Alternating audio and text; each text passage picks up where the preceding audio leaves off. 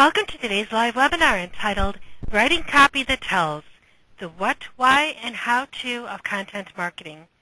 There will be a question and answer session at the conclusion of today's program. To provide feedback on today's live webinar, you can access the Survey tab in the Presentation tool at the end of the program. The survey will also be emailed to you following today's program. If you need operator assistance during the call, please press star, then 0 on your touch-tone phone. Please note that this conference is being recorded.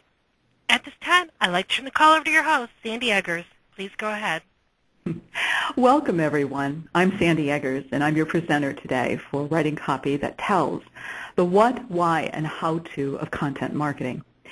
Now, you'll know that some of you perhaps are or may have heard my earlier webinar, I went through in detail what it was. In this webinar, we're just going to go through it very quickly as to what, a bit of the why, but concentrate on the how-to, as many of you from the earlier webinar had requested. Okay, let's get started. Give you a bit of an overview. Basically, I'm going to give you the definition and the 5 rules, the why, some prep work, and as I say, the how-to.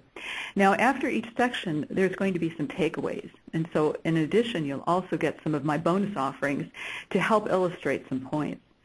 And I know many of you are eager for the how, but please bear with me for a little bit as I go through the what and the why, because I need to lay, I should say, a really good foundation before we launch into the how to have everything make sense. Because some of you right now in the webinar, this may be your first exposure to content marketing, and so I want to make sure that everything makes sense. So although they're the basics, it's definitely important to review so we have that foundation. Now, many times I'm going to be referring to customer. However, you can also think in terms of your client, your follower, your fan, your flock, however you define, those who you serve. And in addition, just to let you know that in the how, I'm going to be using many examples from my own work. And that's not to promote, that's not to aggrandize, to just blow up what I'm doing, but I'm doing that for a very important reason. I want to show you that I do walk the talk, and I want to show you too how in many ways, how easily you can take something that you've done and, for example, repurpose it and integrate it into your content strategy, into your content marketing plan. Okay, and just briefly, you'll learn a big secret, 5 rules, 4 Ps, why they're important. You saw I know a lot of this on the preview in terms of the marketing, so let's get right to it. Now, what? Content marketing at its core. Content marketing, it's basically using information that your customers, your clients find valuable to educate them about your product or service, answer their questions, objections, inspiring them to do business with you.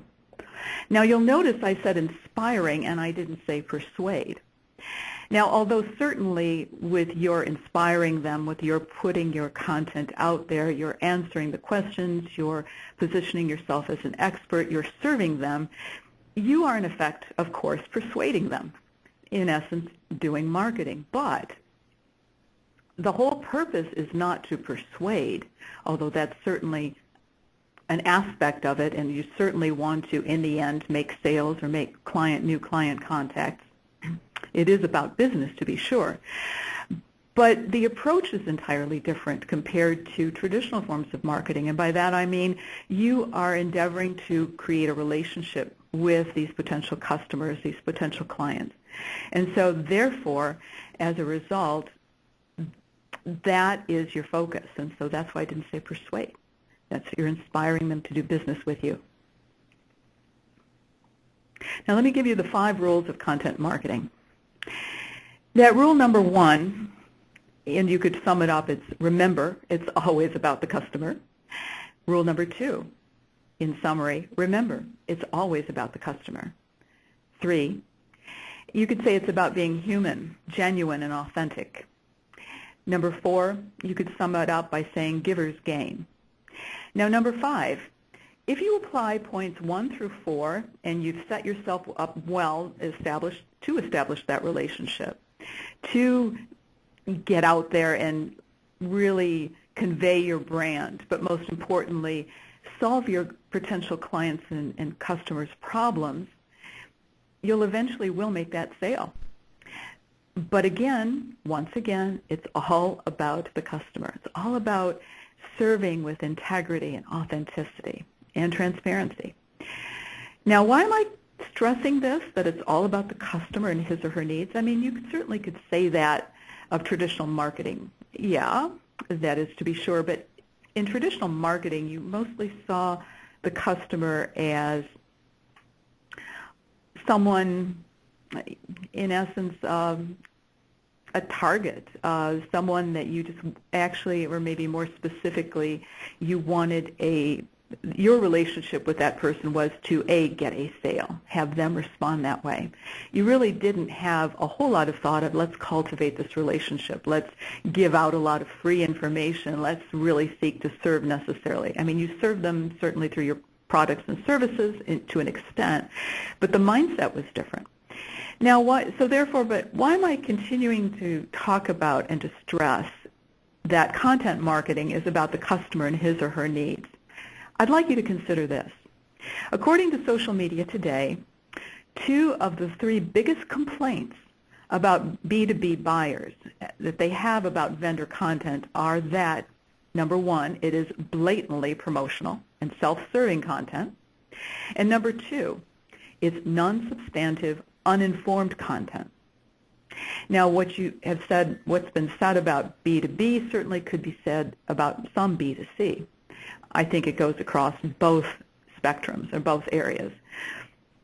So that's proof that your content needs to be about the customer. That's proof that in this day and age, content marketing is about an entirely different mindset than you normally would have had in traditional marketing and advertising. So that's why I'm stressing it, and we'll continue to stress it through this presentation. Okay, the 4 P's of content marketing. Being purposeful means that you're providing content. You know the who, the why, the what, etc., and we'll cover specifically those shortly. But you do have a strategy. You are deliberate. Be pragmatic, and basically that's to say practical. And by that I mean you're providing information that your customers and clients are going to find useful in the way they define useful. Again, it's about the customer and about the client. Personable in your approach, since it is about building relationships, content marketing is about transparency and authenticity and integrity. It's that personality that comes through, and quite honestly, that personality, for many of you who are, and even for the larger corporations, but it's specifically true of smaller organizations, smaller corporations, entrepreneurs, that your brand is you.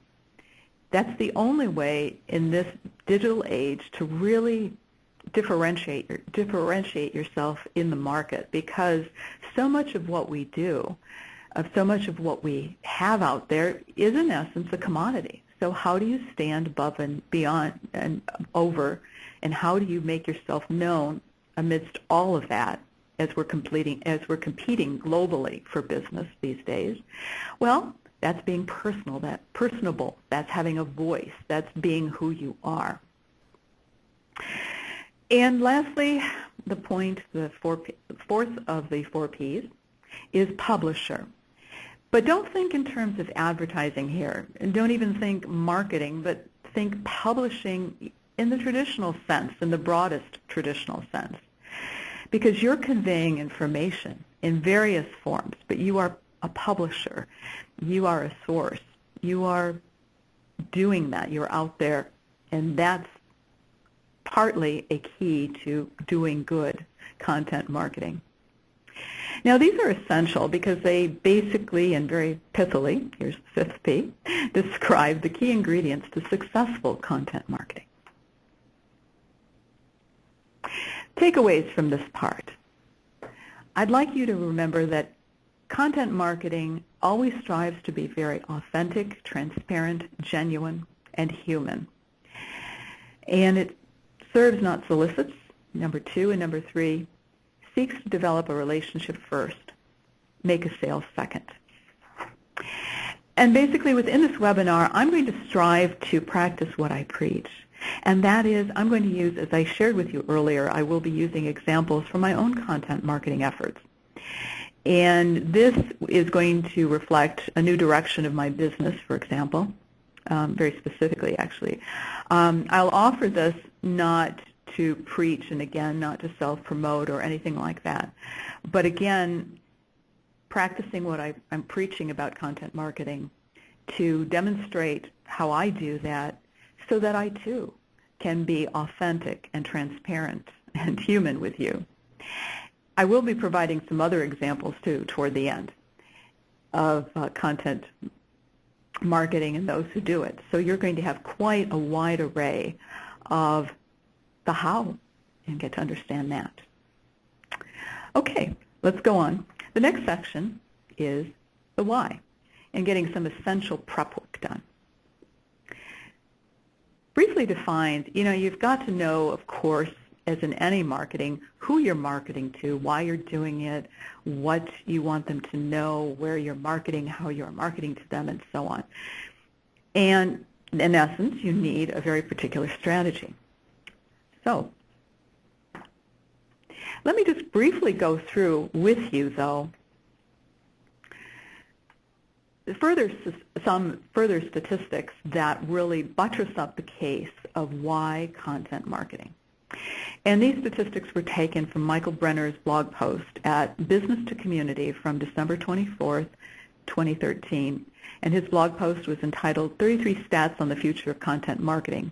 And by the way, Michael Brenner is one of the thought leaders in content marketing and content strategy. So find him on LinkedIn and follow him.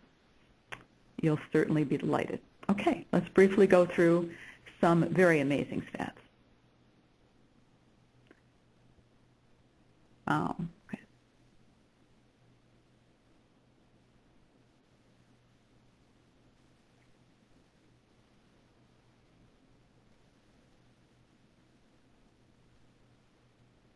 Okay. Who is in your funnel? You need to know, excuse me, you obviously need to know in a very personal way who your client or your customer is. Because, again, content marketing is about building that relationship. So how do you do that? Perhaps many of you have already created buyer personas, and we're not going to go into detail about this here. It's not the place. I mean, that could be an entirely new webinar. But let's just follow the link and let me show you a bit about this. It's a free template from HubSpot that you can use on creating buyer personas for your business. So we'll go from there. Here we go. Okay, this is what it looks like. That is the landing page. So you need to sign up. You can get your free template, as you can see, and it's going to walk you through how to create those buyer personas so that you can clearly have in mind who you're marketing to. These buyer personas are very important, and I'll just diminish that. They're very important because, again, they humanize who you're talking with. And, I mean, you certainly can't have a relationship with a group. I mean, you can to a degree, but not the kind of relationship you need, that one-to-one relationship, that warm, again, authentic human relationship that you need. That is at the heart and soul, and deliberately said, the heart and soul of content marketing.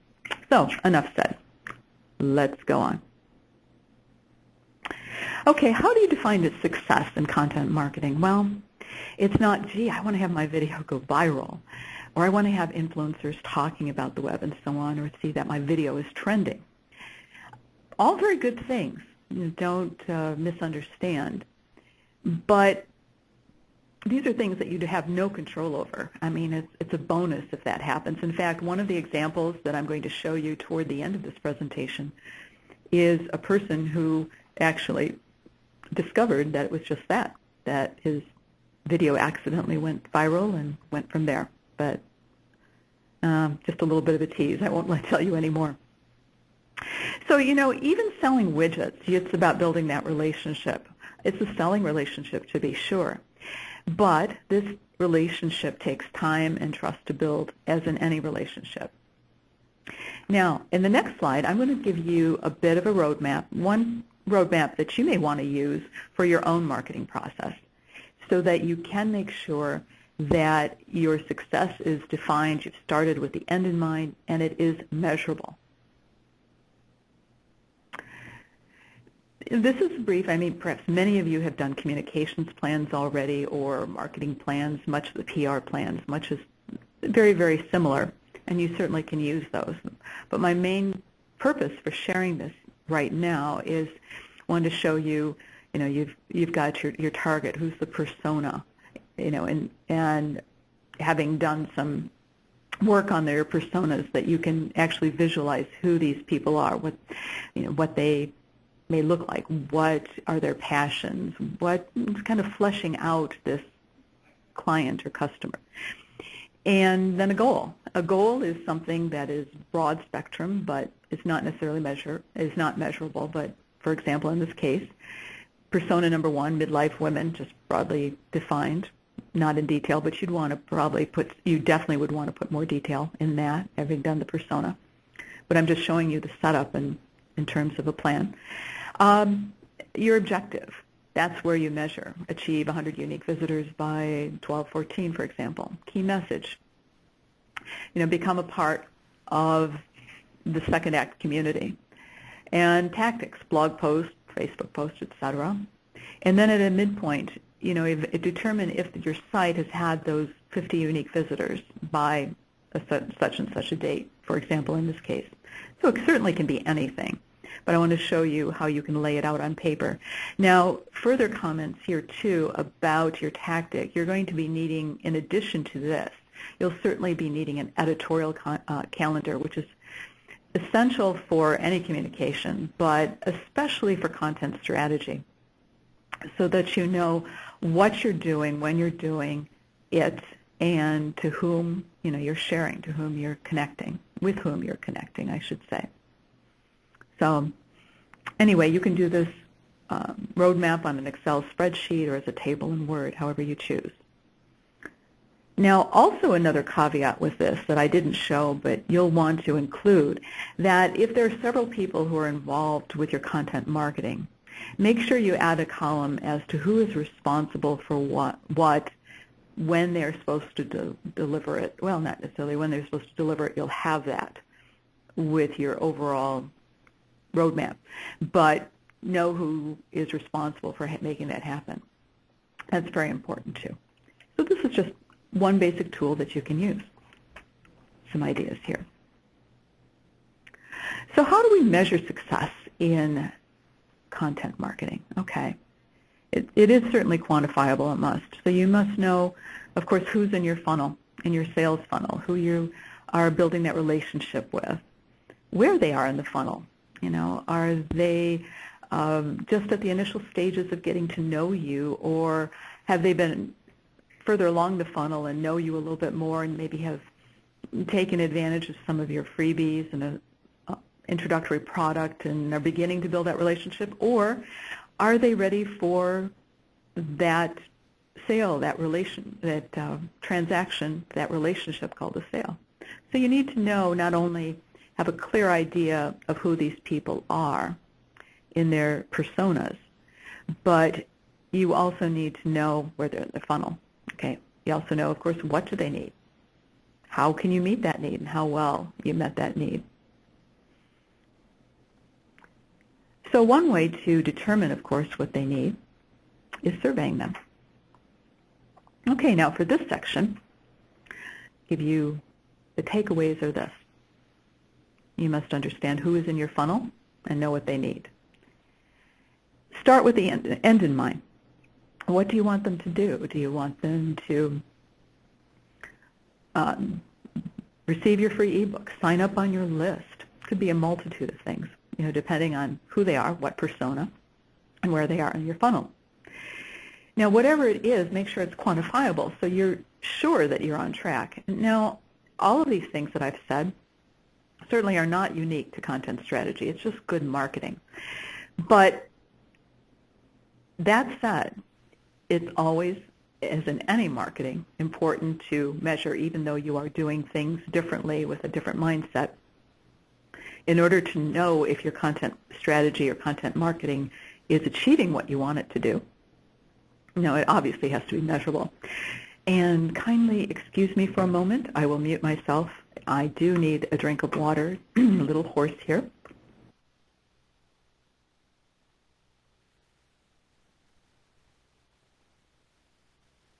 There, there, hopefully that's much better. Excuse me. Okay, now let's go to the third part, the major part of our this presentation, the how-to, and seeing some of that, seeing of what we've talked about in action and what this content strategy looks like.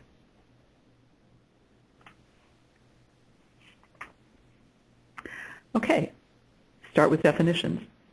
And of course, you start with the end in mind in the process of creating some relevant, there's some keywords here, relevant and valuable content. And you can do this through repurposing or creating something entirely new. But this content is deliberately directed to a specific customer in a medium that makes sense for where that person is in their, excuse me, for where in the marketing funnel your customer resides. And to let you know, too, and I think this is key, again, thinking back to some of the things I'm stressing about content strategy, that it is personable, that it is human. Emotional message, as you know, in marketing in general, connect with people and are a lot more, often twice as effective, according to some statistics, as promotional ones, emotional marketing messages. Because, like it or not, again, as many of you know, we like to think that we make our decisions, our marketing decisions, as we're consumers, as we're buyers, logically and rationally. But the truth is, we often make them first emotionally and then justify them rationally. So that said, the messages that you're sending, not just to show and demonstrate your uniqueness, your humanness, your openness, so that you can have that relationship, but also makes good marketing sense as well.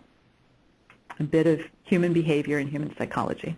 Now let me give you the 4 times rule, and basically the magic ratio that you'll need when you do the content marketing. And I say magic in just a general sense.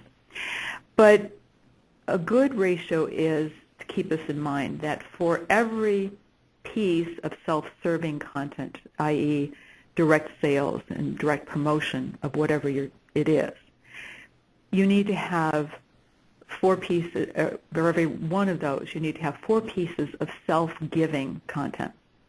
And again, it's that desire to have that relationship that will lead to a sale if done properly, and everybody will be much more satisfied. And you'll have, when you do that, and as you do that with being a willingness to share and not to shill, and developing that solid relationship, actually, not only is that going to be a more solid relationship you'll have with your customers and your clients, and a lot more trusting, obviously, that a trusting relationship, but it stands a better chance of being a longer-term relationship. It stands a better chance of your customers and your clients going beyond raving fans and becoming evangelists for you. You know, that's the kind of relationship, that's the kind of then word of mouth marketing that follows, that is definitely beyond price. All that said, while those are results, I want to keep coming back that you need to start, and always through it all, start from that genuineness, from that heart, from that willingness to serve. Because if you don't, and you are just going through the motions, even using some of these techniques, but if your mindset is not there, people will know it. People will know it when you're not genuine. So that's why I say content marketing, content strategy, this new way of marketing totally puts things, the old ways of marketing, on their head. Let me give you the Trustee Triad. The Trustee Triad basically are 3 different things you can, quote, do in terms of your content marketing. You can certainly repurpose something that you had before. You can redesign something that's old, no longer it's useful, but in its particular form may not be as beneficial, and redesign it. And then there are things that you can just retire as you're sorting through what you have that may or may no longer be useful for you in terms of your strategy. And this is applied, you really need to start, if you've not done content strategy before, or maybe haven't really revisited your marketing efforts before, communication efforts, you really need to first start with a communications audit, because you're, number one, you've already invested time and money into these resources, that they are certainly useful. You know, you'll determine as you do through this audit what's useful, what's, you know, continuing to serve you, what isn't. And then from there, as you start into content strategy, you'll have a basis for what kind of content you can move forward into various forms. So, you know, start with what you have, what you know that continues to be relevant and valuable, with maybe a little bit of tweaking and redesign or placing it in a different format. It can serve you in your content marketing strategy. And then from there, once you've got that going, any new piece, and I'll just kind of, it'll come up in a little bit later, but this is a good time to share it, that any further piece of content strategy as you're moving forward and making your plans, you are actually going to be creating that with the end in mind. So while you repurpose that, in a sense, it's planned repurposing, if that makes sense. And another thought leader in this area of content strategy is Ann Handley. She's the Chief Content Officer at Marketing Profs, and it's her contention. In fact, she was the one who wrote I would say one of the first books, called Content Rules, and that's listed at the end of your PowerPoint if you've had a chance to download the PowerPoint. Got a number of resources in her book, and her new book are some of those. But anyway, as I was saying, she is the Chief Content Officer at Marketing Profs, and ideally, she says that repurposing has been part of your plan even before you create your content, that you do start with the end in mind. And that way, your content marketing system will be really solid. Okay, so moving forward, let me show you a demonstration of repurposing. For example, you know, taking something, as you know, in one form, transforming it to another. You might, for example, have an ebook, and then you've got some golden nuggets there in your ebook of information. So you can take those nuggets, distill it, or just take the sections of your ebook, making them a series of blog posts, or the other way around. Some people have blogged for a year, and then that becomes an ebook. So you can flip it, depending on where you're starting. And from the blog post, let's say you send out tweets alerting your followers, you know, what's the next topic, for example. That would be one way, or maybe something in addition to that topic. Here again, you're using. This is just one of many examples, and as we go forward through this webinar, you're going to see that the possibilities are literally endless. There's no one path to repurpose. There's no one path, one thing, one line of what's called would be defined as the ideal content strategy. It's more of a matrix, and it all depends on so much. So here you have that one big secret I promised you to consistently generating a lot of content. And this is the one secret that top content marketers know, is repurposing. So I want to give you, in the next slide, introduce an example of what I'm going to show you. For example, let's see, actually, no. The next slide that you'll see is about redesign. Definition, taking something that is older but still relevant and updating it. And in this example, this is one of my examples.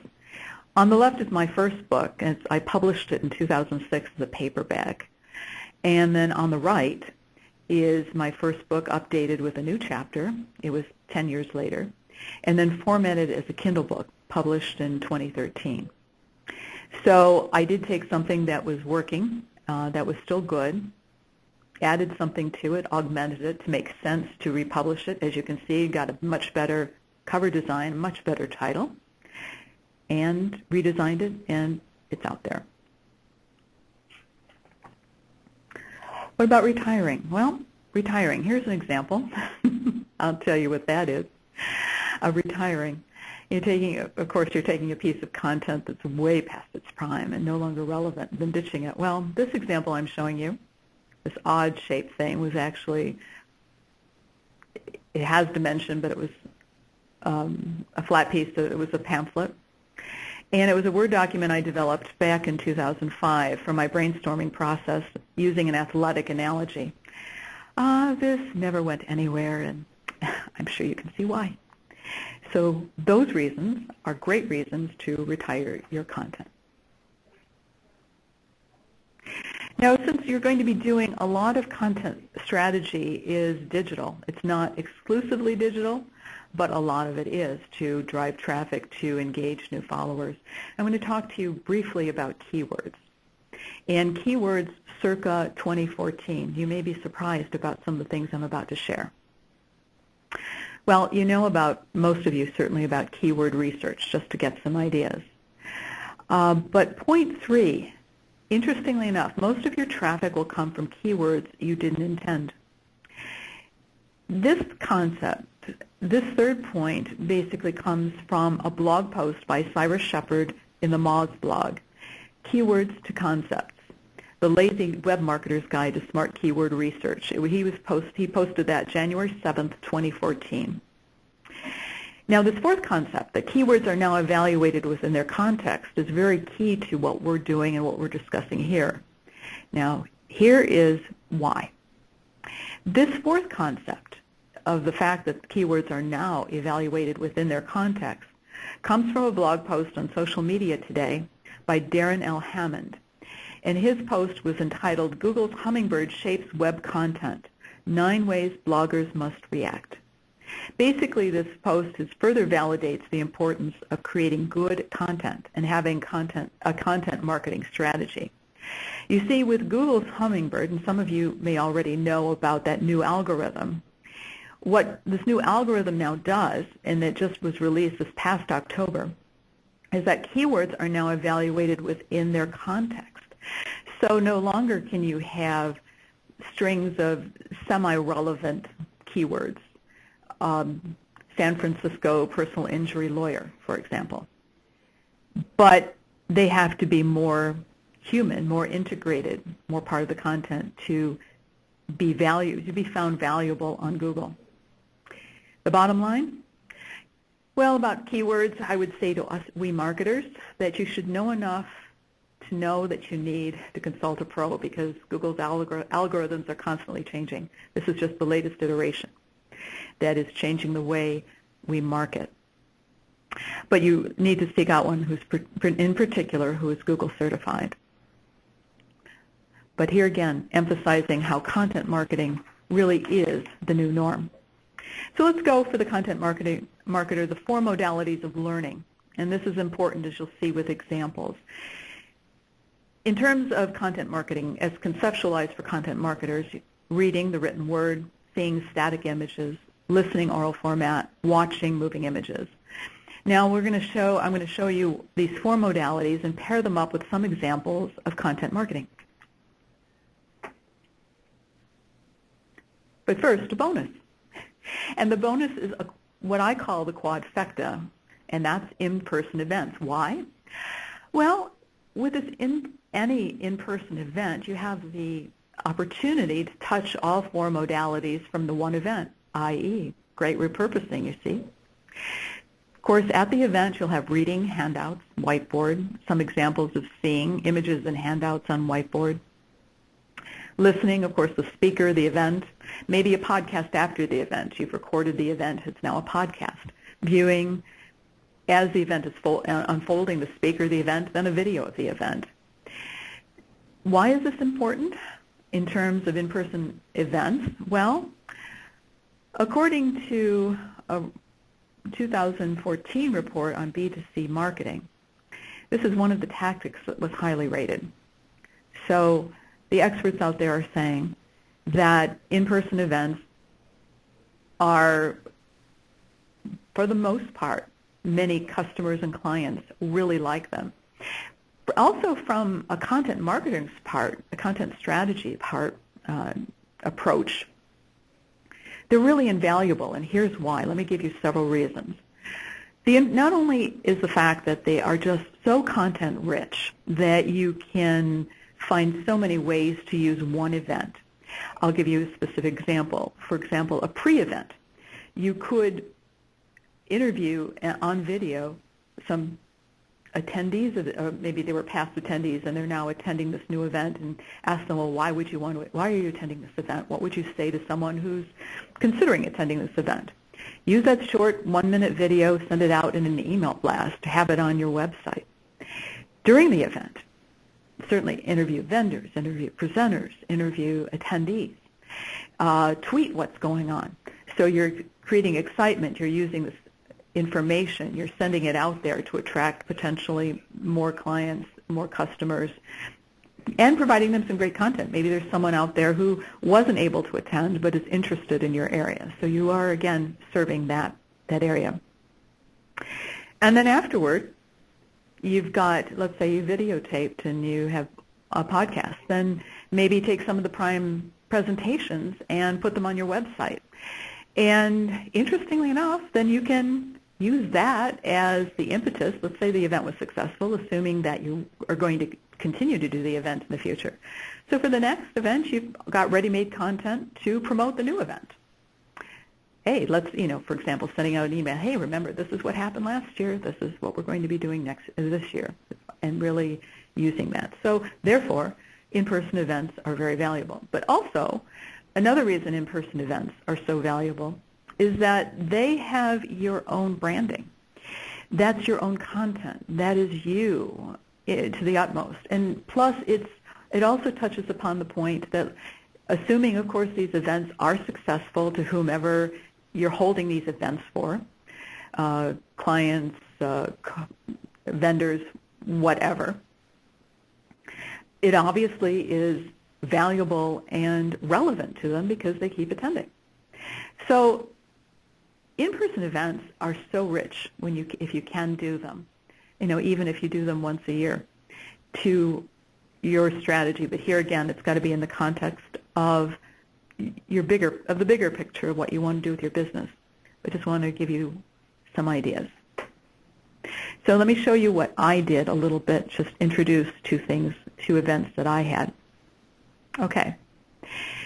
In-person events, I have the two events that we'll be seeing how I use these two events and repurposed and use them along the content marketing chain.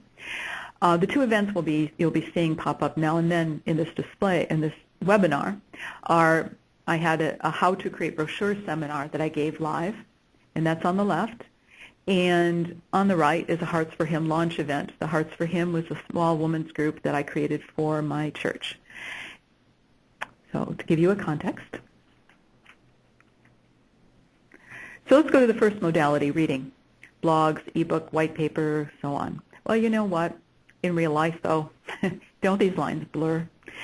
Articles, for example, blogs certainly have images, so they're not strictly reading. White papers, any of these can have and do have images. And it's also known, too, according to, for example, by the source SEO Moz, that posts with videos attract 3 times more inbound links than plain text posts. So here you go. You've got the modalities coalescing. But I divided them up this way so you can have some clarity. But bear in mind, in real life, they do coalesce, and they do coalesce of necessity. So let me show you how I turned my live event to a reading format. I took my live event, how to create brochures, and I created an ebook from it. I used the illustrations from my seminar, and interestingly enough, this was probably back, let's see, 2006 perhaps. The event was that I held were in 2004. So I did this, popped it up on my website, really didn't do much SEO or much marketing. And one Saturday I woke up to find that I earned $25 because there was a woman in Australia who purchased the book. I thought that was a pretty good business model, making money while you sleep. But it just goes to show you the power in what you can do. And, you know, certainly if I had marketed it more, it would have sold more. But it shows you how you can repurpose. One example. Okay, let's go to another modality, seeing, and we're talking about static images here. I want you to know that 90% of the information that comes to the brain is visual, according to a source by Zabisco. And by the way, these stats that I am sharing with you, once again, they come from Michael Brenner's blog post, 33 important content marketing stats. That would be good to check out. So, now I put social media up there, even though it has the written word, but basically, social media is really is best driven by its images. And let me share with you how then I took that second event, Hearts for Him, and used another format in terms of seeing. Posted up on the Facebook page in terms of Hearts for Him and promoting it. But here, too, you're going to see that this, quote, seeing and viewing. Now, viewing, remember, as I defined it earlier, would be video images. They're really, once again, melded. And here again, in real life, like I say, the formats, you can't think in terms of strict silos, but the formats do coalesce and must. That arrow is pointing to the fact that on the day of the event, I took a video, and then I posted it on our Facebook page to share with others, since it was our launch event, to get them interested in joining this group. And at the end of the video, I had asked people, what did you like about it? And had some really good interviews. So that's an example of how you can repurpose, just a limited example to be sure, but at least beginning to give you some ideas of what you can do with your in-person events. All right, next modality, listening, podcasts, CDs. That's certainly very, very obvious. Okay. Let me show you what I did regarding listening. I took my book and I read some select chapters and created a CD from it. It was that first book in paperback that I showed you, remember, that I showed you about the redesign into a Kindle book? Well, so I had that, and then I would give these out as bonuses, as gifts, as, again, ways of promoting, putting my written word into an oral form. The other thing that, in terms of listening, that was reformatted, as it were, too, from the book, I created a presentation, a Bible study for a group of women. And so on the right, in the lower right here, that's what that CD represents. So that presentation was based on my book, but that CD was the audio recording of that particular presentation to that group of women, which I can continue to reuse. That gives you an idea. So, and quite honestly, it can be done very inexpensively and very simply. So, are you beginning to see, I hope, a little bit of what I mean about content marketing and the many paths you can take, what that means? I hope and we're not done yet to be sure, but I hope that I've begun to ignite in you some ideas on your own, in your own venue, in your own group of people that you serve, what you might be able to do. I hope I have.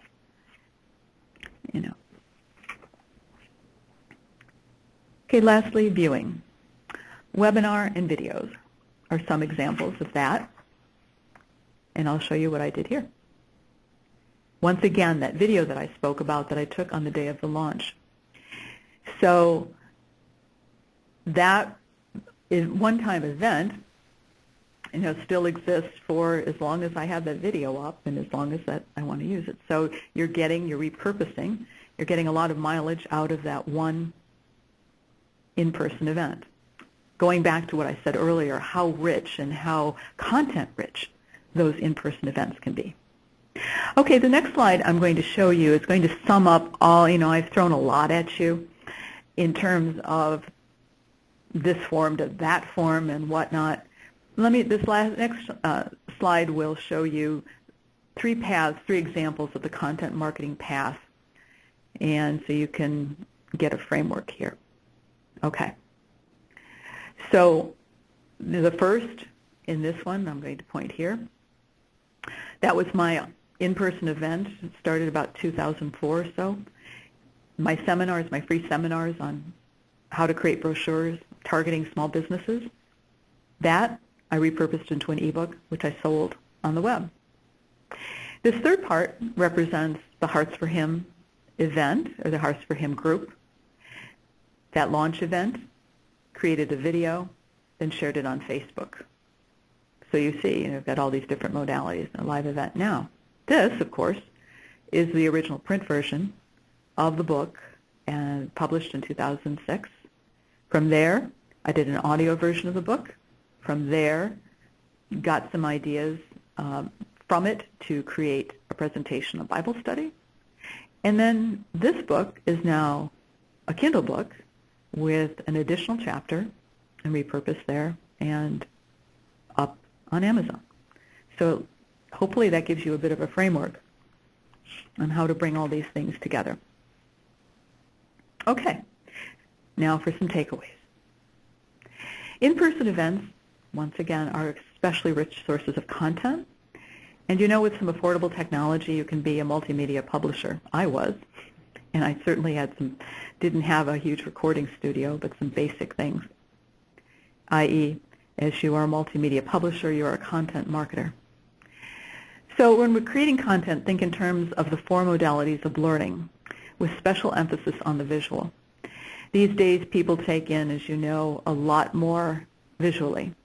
And by the way, one of those statistics, which I hadn't shared on the presentation, on the webinar, from Michael Brenner, there is some research out there to show that the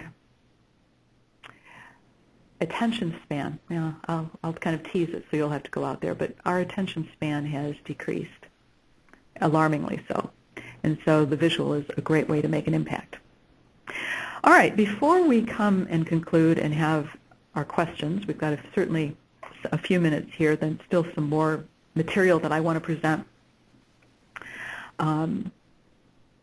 But before I do that, let me further sum up. So I want to stress that doing content marketing effectively requires your humanity, transparency, authenticity, and a desire to serve and not shill. As you can see, and beginning to see, I hope, the iterations of content marketing are pretty much endless.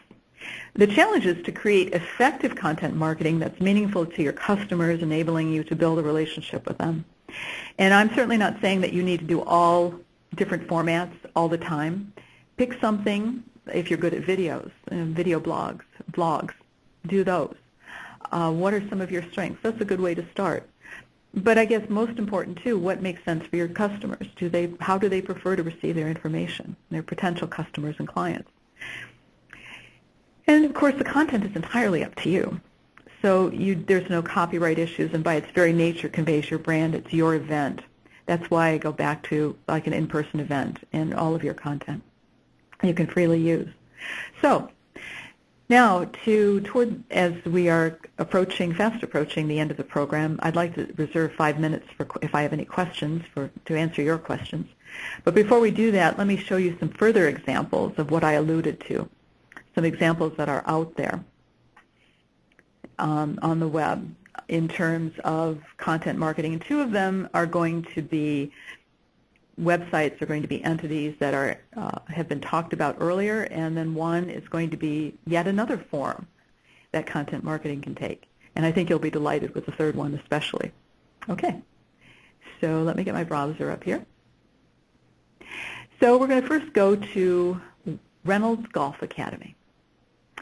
Now, Reynolds Golf Academy was one of the examples given in Ann Handley's content marketing book, Content Rules. And what's significant about Reynolds, I mean, as you can see, the website is not necessarily exceptional, but that's not what matters. What it is, how this guy started is he wanted to reach out and get more students to his golf academy, and he was a small operation in Georgia. So he didn't, as he said, he didn't have a budget for direct marketing, and he said it ended up being that was a good thing. So he did what he knew he could do, and he blogged, and he did an ebook. As you can see, there's another ebook here for him. But the other thing he did is, because he loves golf so much and he saw some golf videos, he put a golf video on YouTube, and I think the title was something like Instructions on How to Break Your Club. A humorous look at anger management and things on the course. Well, amazingly, that went viral. And then that gave him an idea like, wow, I need to do some video. So with that, and apparently and this was prior to 2009, and in the book it's reported that by 2009 he said he had his best year ever. So that is definitely the power of content marketing. The next example I want to show you is the marketing group Cool Beans. They are in South Carolina, Greensboro, I believe. Another example from Ann Handley's book. She gives, by the way, both of these examples and many more. She provides many more details and gives you some things that you can actually, as it were, steal. She jokingly says that, but that you can use in your own lessons that you can take away and implement from each of those examples. These are but two of them. So I strongly urge you to pick up that book, and that's in your resource section at the end of the webinar. The thing about Cool Beans is he realized, I'm not going to put up examples like the typical marketing company does about, wow, this is what we did for this ex-customer and this client, et cetera, because he figured, well, it gets dated pretty fast. But he decided that he would differentiate himself in the market as the expert and being on the cutting edge, even though he was small. And he knew, of course, being on the cutting edge and having potential clients know that's important to many clients. So what he did, is he went and would go on as many blogs, the key blogs, the marketing blogs, debate issues, find out what's happening, really connect with his community. So that forced him to stay current.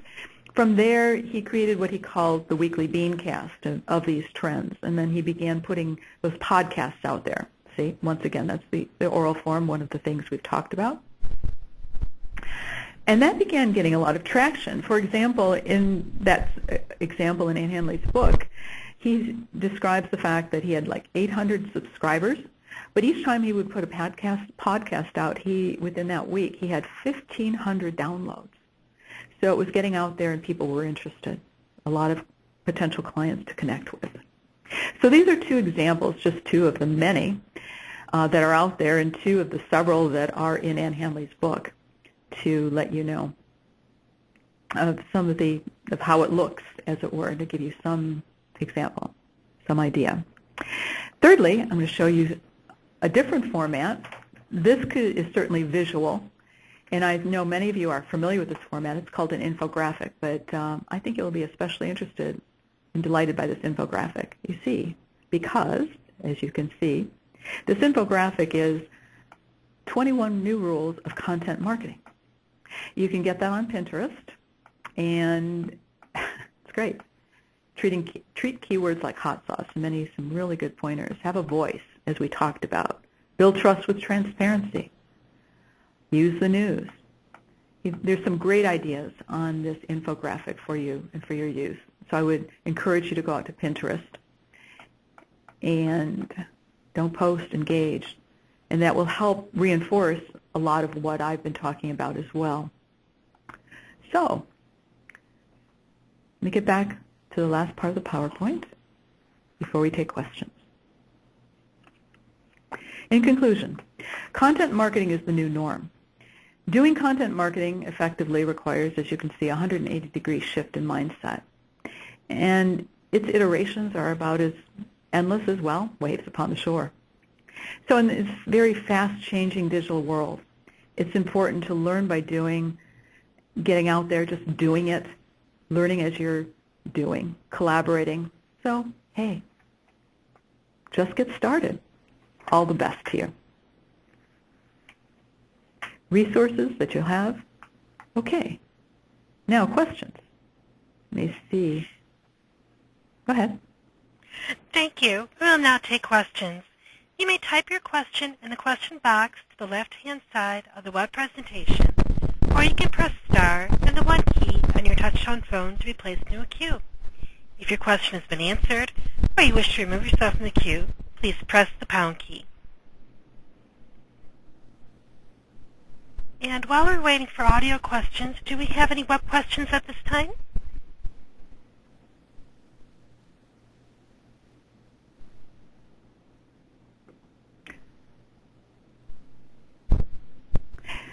Well, certainly it's been, as we're waiting for questions, just wanted to share with you, certainly it's been delightful to have shared these pointers with you.